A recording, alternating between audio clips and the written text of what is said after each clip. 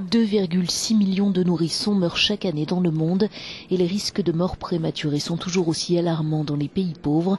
C'est ce que dénonce l'UNICEF dans un rapport rendu public ce mardi. Le Fonds des Nations Unies pour l'enfance dresse la liste des pays les plus exposés. Sur les 10 pays les plus à risque, 8 se trouvent en Afrique subsaharienne. Mais c'est au Pakistan que la mortalité est la plus élevée. Un bébé sur 22 y meurt dans les 28 premiers jours de vie. À l'autre extrémité du classement, le Japon, où c'est un nouveau-né sur 1111.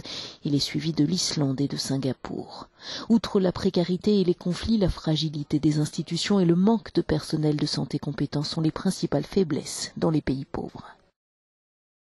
Il y a des femmes qui marchent pendant des jours en étant enceintes pour atteindre un hôpital ou un centre médical.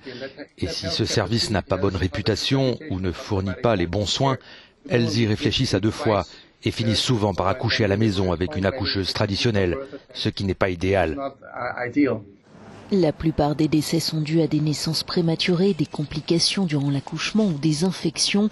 Plus de 80% pourraient être évités grâce à la présence de sages-femmes formées, de l'eau potable, des produits désinfectants et un allaitement dès la première heure.